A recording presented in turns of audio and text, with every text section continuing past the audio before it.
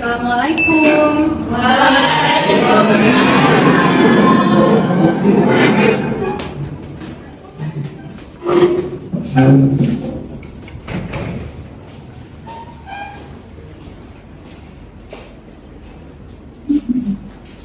Baik, anak-anak semuanya, yuk ke tempatnya masing-masing.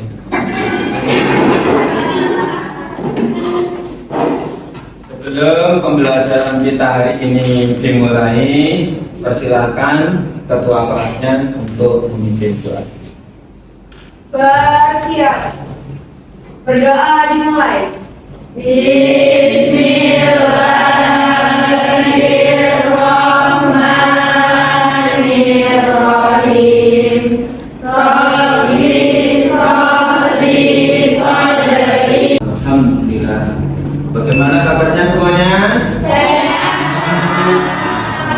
Alhamdulillah. Tadi pagi yang sholat subuh siapa?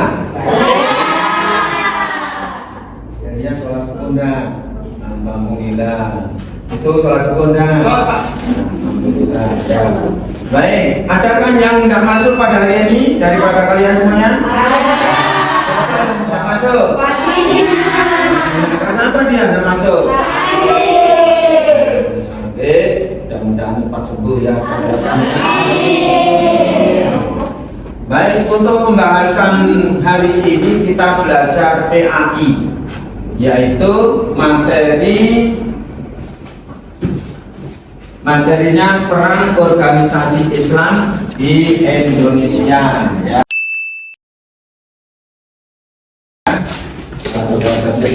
Sebelum pembelajaran kita Bapak sampaikan, adakah di antara kalian yang pernah ikut organisasi? Ada.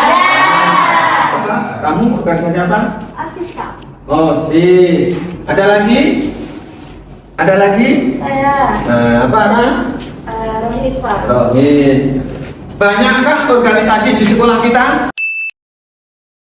Semuanya pada ikut ya organisasi dari salah satu yang disebutkan tadi? Iya. Sekarang Bapak tanya lagi, apakah yang kalian rasakan setelah tergabung organisasi tersebut? Senang atau apa? Anda sebut saja. Efek dengan pembelajaran kalian lebih semangat ataupun karena banyak tugas kalian malas? Lebih semangat. Alhamdulillah. Jadi berorganisasi untuk memotivasi belajar. Oke, kalau begitu kita mulai. Sebelum mungkin pelajaran juga kita lanjutkan, untuk kurikulum merdeka ini kita harus dituntut rasa nasionalisme kita. Di samping kita belajar agama, tapi bagaimana kebangsaan kita juga sebagai warga bangsa Indonesia itu untuk nasionalnya, ya kan? Sama-sama kita nyanyikan lagu kebangsaan. Setuju? Setuju. Lagu kebangsaan apa yang kita nyanyikan bersama ini? Oke, sekarang berdiri Sina. Bisa ketua kelasnya untuk memimpin lagu kebangsaan Garuda Pancasila. Silakan. Boleh masuk ke depan. Marilah kita menyanyikan lagu kebangsaan nasionalisme Garuda Pancasila. 1, 2, 3, 4. Garuda Pancasila. Baiklah anak-anakku semuanya, mari kita mulai pembelajaran materi hari ini, yaitu peran organisasi Islam di Indonesia. Banyak organisasi Islam di Indonesia yang sangat berkontribusi daripada pasca sebelum kemerdekaan dan setelah kemerdekaan. Contohnya yaitu antara lain nanti kita akan sampaikan dalam PowerPoint ini. Namun sekarang kita akan pahami daripada beberapa gambar poster ini, tentunya kalian bisa menjelaskan apa dibalik daripada poster-poster gambar ini sehubungan dengan materi kita. Gambar yang ketiga, ayo dari sini, silakan. Mbak Tira. Kalau saya lihat di sini sih itu kan sekelompok orang yang membantu untuk memberi memberikan pendidikan karakter di masyarakat. Jadi kan di kampung-kampung atau di pelosok-pelosok itu kan ada beberapa orang yang nggak dapat pendidikan yang layak. Jadi ada sekelompok orang yang membantu buat ngajarin orang-orang yang di pelosok-pelosok itu, Pak. Berarti penyuluhan masyarakat tentang pengembangan daripada pendidikan. Ya, oke, sangat tepat, bagus, hebat, tepuk tangannya. Yaitu gambar yang keempat ini mencerminkan apa ini? Orang yang melanggar etika dalam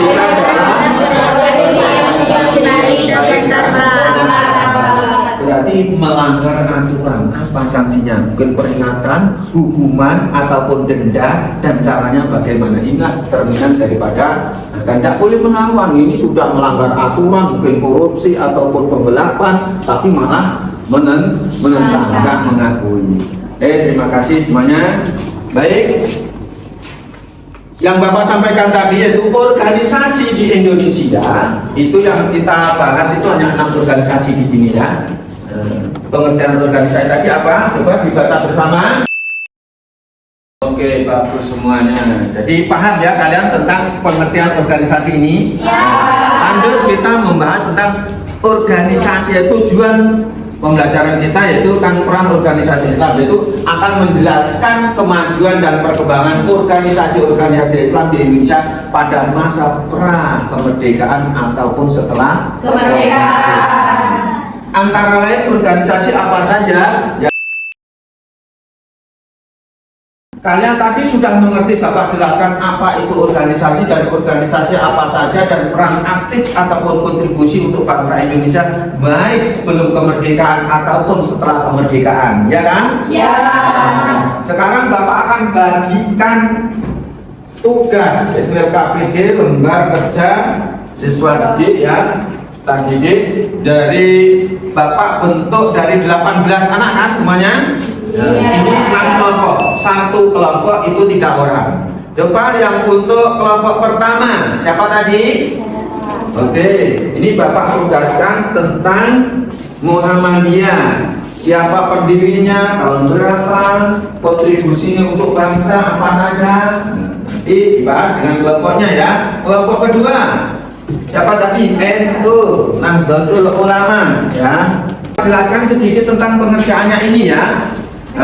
Nanti tuliskan daripada organisasi yang telah Bapak bagi per kelompok tadi, siapa pendirinya, tahun berapa, profilnya, dan kontribusinya organisasi berdiri itu untuk bangsa apa saja, gitu ya. Di situ Bapak kasih waktu yaitu 10 menit, siap? Siap. Alhamdulillah. Ini kelompok berapa nih? Ngerjakan tentang apa? Organisasi Tawalim. Oke, siap. Ini kelompok apa nih? Nahdlatul Ulama. Paham kan? Oke, siapkan. Ini kelompok apa? Muhammadiyah. Muhammadiyah. Mana kelompoknya lagi? Oh, gitu. Oke, siapkan ya. Ini yang cowok-cowok ini bagian apa nih? Syarikat Islam. Oh ya, disiapkan ya. Nanti baru setelah siap dipresentasikan di depan kelas. Oke. Yang ini Bapak apa? Persis, Pak. Persis. Apa itu persis? Persatuan Islam. Persatuan Islam. Ini kelompok terakhir. Kelompok apa ini? Nahdlatul Wathon. Ya, siapkan ya. Setelah siap nanti kita presentasikan satu persatu per kelompok. Kalian menanggapi daripada kelompok yang lainnya. Oke, kita panggil dari kelompok satu persatu untuk mempresentasikan di depan. Kelompok satu dulu. Nah, silakan. Assalamualaikum warahmatullahi wabarakatuh. Waalaikumsalam warahmatullahi wabarakatuh. Sebelumnya terima kasih kepada Bapak dan teman-teman sudah mempersilahkan kami maju ke depan untuk mempresentasikan hasil dari kerja kami tentang organisasi Muhammadiyah. Sebelumnya perkenalkan, nama saya Nadia Ramayanti, di sebelah saya Salatian Naslani. Oke, Oke, langsung saja kita ke materi Muhammadiyah. Muhammadiyah didirikan di Yogyakarta pada tahun 1912 oleh Muhammadiyah Negara, memainkan peran sosial dan membangkitkan kesadaran sosial dan religius Indonesia pada masa kemerdekaan. Sampai sekarang di masa sudah kemerdekaan dalam bidang pendidikan, ekonomi, kesehatan dan sosial politik. Muhammadiyah tidak hanya menjalankan syiar agama Islam, namun juga berperan menciptakan keadaan sosial budaya dan tata laksana dalam kehidupan masyarakat. Nah, itulah yang kami ketahui dari organisasi Muhammadiyah ini. Jika ada yang kurang jelas, apa ada yang mau bertanya? Jelas. Alhamdulillah, terima kasih. Oke, terima kasih teman-teman. Kami tutup dengan salam. Wassalamualaikum warahmatullahi wabarakatuh. Waalaikumsalam warahmatullahi wabarakatuh. Assalamualaikum warahmatullahi wabarakatuh. Waalaikumsalam warahmatullahi wabarakatuh. Kami dari kelompok 6 akan mempresentasikan organisasi Islam yaitu Nahdlatul Ulama. Sebelumnya izinkan kami perkenalkan diri. Perkenalkan, nama saya Puji Dwi Rahayu Hamaku. Saya Dela Sulistiani. Dan saya Rini Febrini. Nahdlatul Ulama atau NW yang didirikan pada tahun 1953 oleh Tuan Guru Haji Muhammad Zainuddin Abdul Majid di Lombok, Nusa Tenggara Barat. Berperan penting dalam menyebarluaskan ajaran Islam dan memajukan pendidikan di wilayah tersebut. Sebelum kemerdekaan, NW ini dia tuh berfokus pada pendidikan Islam. Dia tuh juga mendirikan sekolah-sekolah dan pembentukan masyarakat yang berbasis pada nilai-nilai agama. Organisasi ini atau Nahdlatul Ulama juga berkontribusi pada upaya penguatan identitas lokal dan kebanggaan budaya Islam di Lombok. Meskipun terbentuk menjelang kemerdekaan, Nahdlatul Ulama mendukung semangat nasionalisme dan turut menyebarluaskan kesadaran akan pentingnya kemerdekaan di kalangan masyarakat Islam. Sekian presentasi singkat dari kami. Ada yang ingin bertanya? Saya silakan berdiri dan perkenalkan diri. Perkenalkan, nama saya Karana. Saya mau bertanya, bolehkah teman-teman dari kelompok 6 memberikan foto pendiri dari Nahdlatul Ulama? Itu saja, terima kasih. Baiklah, sekarang Tadi siapa namanya? Saya? Syekh Asyik. Guru Haji Muhammad Zainuddin Abdul Majid. Ya. Ini Bapak. Boleh dikasih lihat ke teman-teman. Terima kasih kepada Anda Rana yang sudah menanyakan tentang pendirinya. Lebih dan kurangnya kami mohon maaf. Wassalamualaikum warahmatullahi wabarakatuh.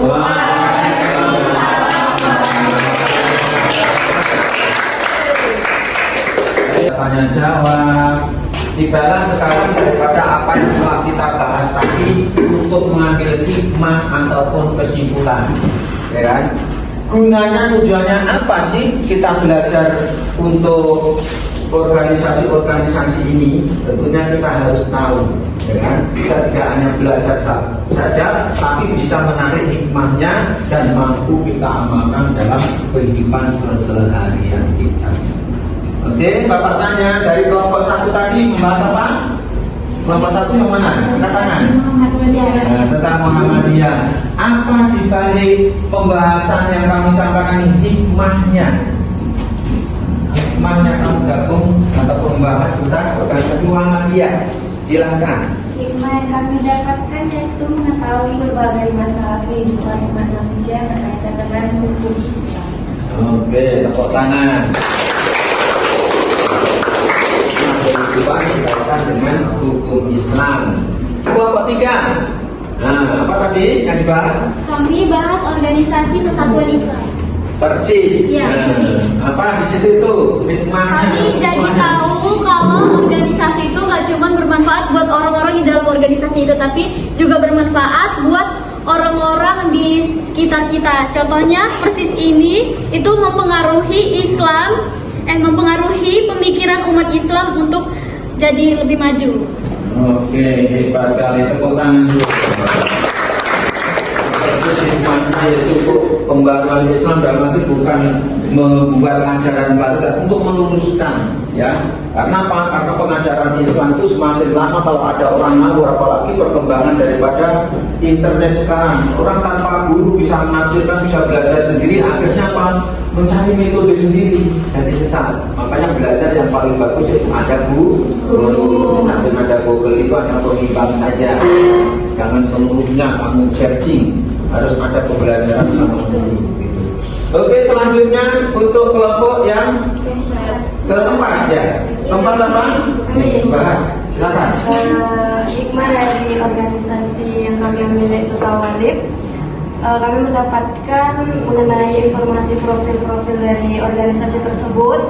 Kemudian kami mendapatkan juga mengenai pentingnya pendidikan yang didirikan oleh organisasi Tawalib. Itu saja. Pentingnya pendidikan. Oke, siap. Jadi Tawalib juga sangat berkontribusi pada bangsa kita dalam bidang pendidikan. Besar kepada bangsa adalah meliputi segala bidang, yaitu sosial dan budaya. Kebudayaan, kesenian itu memang terbitannya daripada asli bangsa kita, ya kan, asli bangsa kita. Begitu ya, dan budaya kita ramah, ya kan, sopan santun, saling menghormati dan menghargai. Kalau penjajah mana ada sopan santun saling menghargai, memberontak, menghabiskan, menindas, menganiaya, kan begitu. Nah, terus pendidikan dakwah, politik, ekonomi, kesejahteraan adalah mutlak, itu bukan untuk dirinya tapi untuk kepentingan bangsa atau orang banyak. Yang ketiga itu dengan mempelajari dan mampu memahami materi ini, semuanya kalian yang telah mempelajari itu untuk motivasi masa depan yang cemerlang, mencontoh para tokoh ulama dan keberhasilan orang-orang yang berjiwa besar. Para pendiri organisasi tersebut itu termasuk pahlawan nasional. Di kesejahteraan kemerdekaan yang berkat daripada perjuangan para pendiri organisasi besar tersebut yang telah kalian sampaikan tadi. Dan terakhir, bangsa yang hebat adalah yang mengenang sejarahnya dan meneladani keberhasilannya serta menjaga dan mengembangkan untuk kejayaannya. Alhamdulillah. Jika nanti masa depan kalian cemerlang jadi orang sukses, jangan lupa prosesnya. Masih belajar siapa, masih pengalaman, ada sakit, ada susah, mengerjakan tugas, itu kenangan ya. Untuk menuju yang kalian bisa ceritakan ketika nanti kalian jadi orang yang sukses.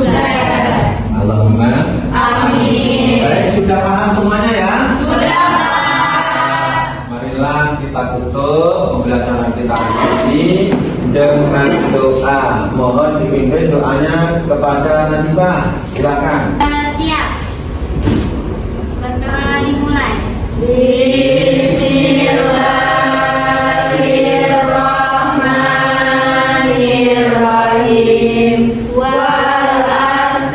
Wassalamualaikum warahmatullahi wabarakatuh.